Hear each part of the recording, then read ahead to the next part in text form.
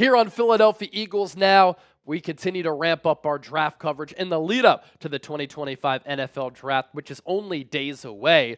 Earlier on in the show, we took a look at my top offensive draft targets for the Philadelphia Eagles. Now, I want to take a gander at my top draft targets on the defensive side of the ball. Just my favorite players who I think could work out very well for the Birds. Let's begin at the edge rusher spot. I'm very high on Mike Green out of Marshall. James Pierce out of Tennessee has a very similar game and build to Mike Green. Donovan Ezaraku doesn't have the speed, bend, or explosiveness that Green and Pierce do, but the college production's certainly there. Jack Sawyer, not the best athlete with a ton of burst, but I just think that he is a ball player who played in big games. He was able to shine on the biggest of stages and reminds me a little bit of Trent Cole, who is one of the top pass rushers in the history of this Eagles organization. Trent Cole never was a twitchy athlete with a ton of burst, but a relentless motor who could beat you with the bull rush, was very tough and very productive. And then the Eagles are said to be very high on Nick Scorton out of Texas A&M. For Mike Green, some legal issues in the past, some character issues. If that stuff checks out and he falls to the Eagles, this could end up being a tremendous pick. Twitch, bend, size, speed, coming off that edge spot. He can really bend the edge, collapse the pocket, sack production there. Good against the run as well. I like the instincts. 17 sacks last year and 23 TFLs. Both of those numbers led the country, and he also logged 59 pressures for James Pierce, first-team All-SEC player the last 2 years. He's a little bit lankier than Mike Green, but my goodness, at 6'5", 240, 250, he clocked a sub-4.5 40-yard dash. 55 pressures and 52 pressures the last 2 years, including really good sack numbers. And then for Donovan Ezaraku, a player who the Eagles have liked and shown interest in the pre-draft process, I think he's a good scheme fit as an edge rusher for Vic Fangio. 16 and a half sacks alongside 60 pressures playing in the ACC for Boston College in 2024. For Jack Sawyer, again, he's not going to wow you with his athleticism, but he's just a grinder out there who plays until the end of the whistle. 64 pressures. There's something to be said for that in 2024, alongside 9 sacks, 6.5 sacks, and 37 pressures in 2023. And in the Big Ten, you're going up against some really good offensive linemen week in, week out. For Nick Scorton, he's been highly productive.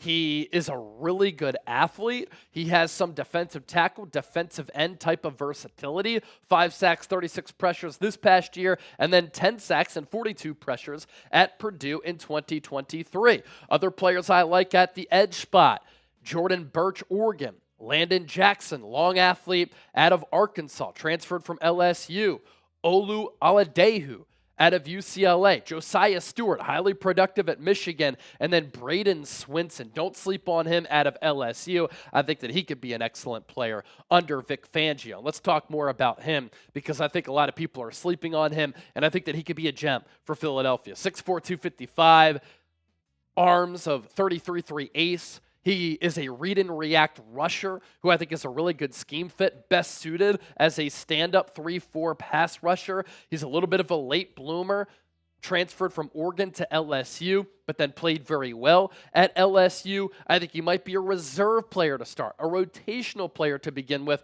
but that's what the Eagles need along the defensive line. We stick with the defensive line, and we pop to the interior here at defensive tackle. Walter Nolan, Ole Miss; Kenneth Grant, Michigan; Darius Alexander. He's 24 years old, but I really like him out of Toledo. Alfred Collins is an athletic beast. And then Omar Norman Lott out of Tennessee, a prospect who I'm also very high on. I love the thought of Walter Nolan going to the Eagles in this first round. And I think that he can go anywhere from the Niners at number 11, or he could fall to the Eagles at 32. Some people don't like his personality or his character. Some people have said in the pre-draft process, all of that has checked out. Didn't work out for him at Texas A&M. He goes to Ole Miss for 2024. Big NIL pickup.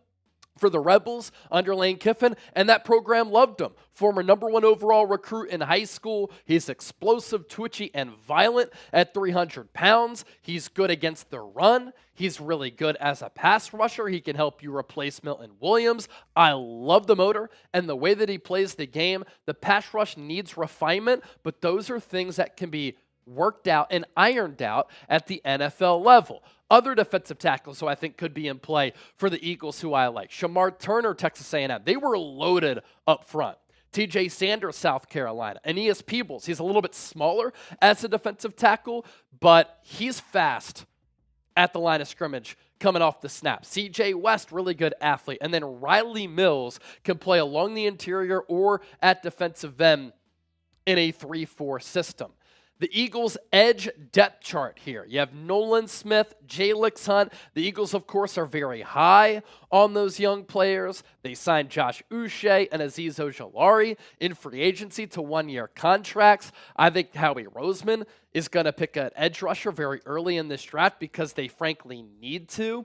And then along the interior here, and obviously it always depends on the front for Philadelphia under Fangio, Moro Ajomo, one of the highest graded pass rushing defensive tackles in the NFL last year. I think he's going to have a big leap in trying to replace Milton Williams. Jordan Davis really came on last year. Jalen Carter, one of the most dominant players in all of football, but there you need some depth pieces. And so you need depth at edge. You need depth at defensive tackle. You need young players who you can develop. This is also a great draft class at edge and at defensive tackle. So expect Howie Roseman to address the defensive line very early in this draft. To the second level of the defense, linebackers, Jahad Campbell, Alabama, Carson Schweichinger out of UCLA. He could be in play as a surprise first rounder. I think he's more of a round 2 guy. Danny Stutzman out of Oklahoma, Jeffrey Bassa out of Oregon, and then Chris Paul Jr., Ole Miss.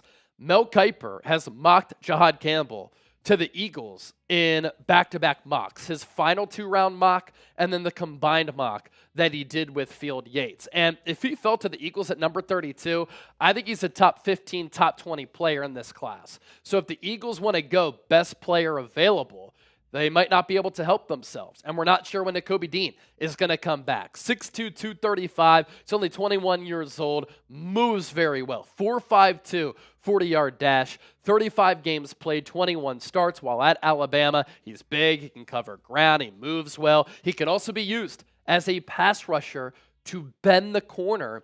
And his off-ball instincts still need to develop, but there were plays on tape where you said, okay, we can work with that. There's foundation there for him to be a really good off-ball linebacker at the NFL level alongside Zach Bond. The Eagles have met with Kobe King, linebacker out of Penn State, in the pre-draft process as part of their top 30 visits. The Eagles really like players who have a relative athletic score of 8 or more. He's barely past that threshold at 8'03", 6 foot, just under 240 pounds. He did run a 4.67 40-yard dash, so he's a little bit slower, but the 10-yard split was good. I also really like Teddy Buchanan, the linebacker out of Cal. Sometimes he can struggle with his instincts, but he's awesome in coverage. And he gives me some shades of Fred Warner, a former 3rd-round pick by the Niners out of BYU, who's turned into the best off-ball linebacker in the NFL. Buchanan is an athletic freak. He's twitched up, 9.42 relative athletic score, 6'2", 233.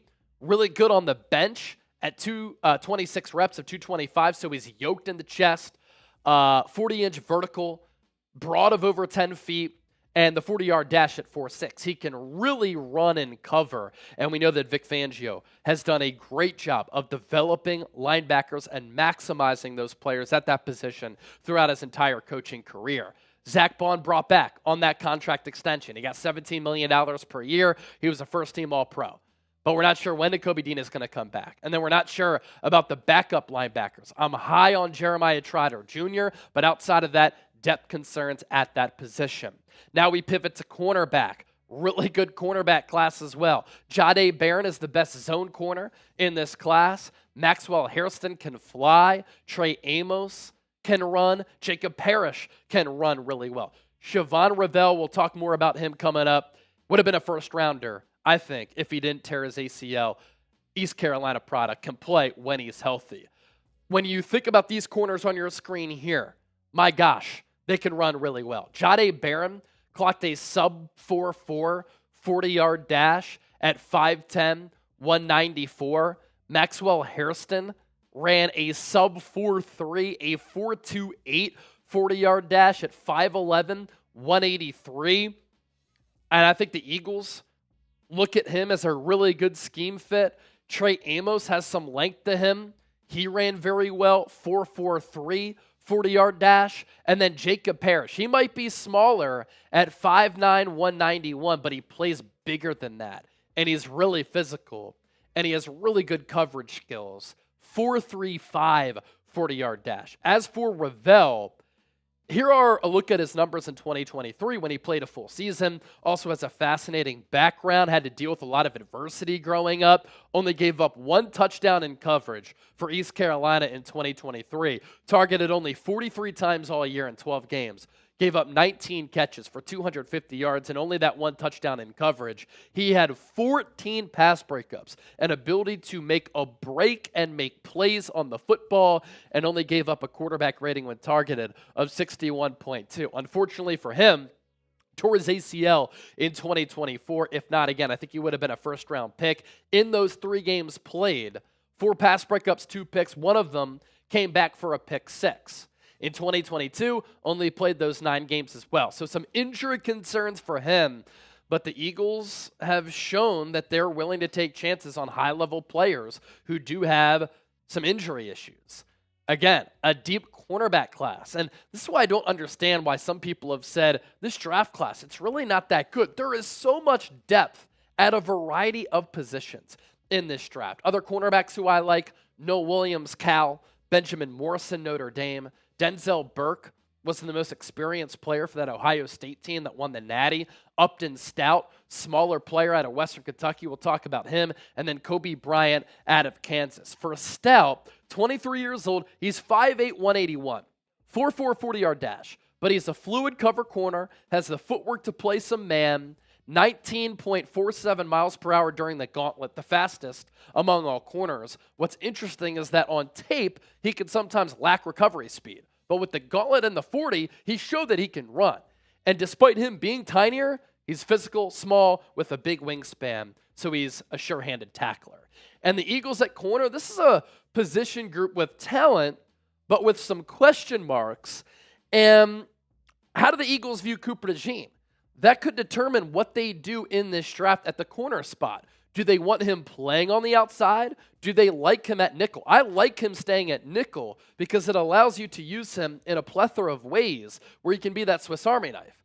And it's crazy that Kelee Ringo is younger than a lot of corners in this class, and he's entering year 3. The ability is fully there for Ringo. Eagles are very high on him, and we know Quinyon Mitchell is an absolute dog. After those 3 players who you see the images of, Eli Ricks, extremely long. And I'm a fan of him as far as his future, but I think the Eagles could stand to draft a corner as far as depth at the very least. Lastly, the safety spot. Nick Emanwori, an athletic freak. Malachi Starks, another Georgia Bulldog.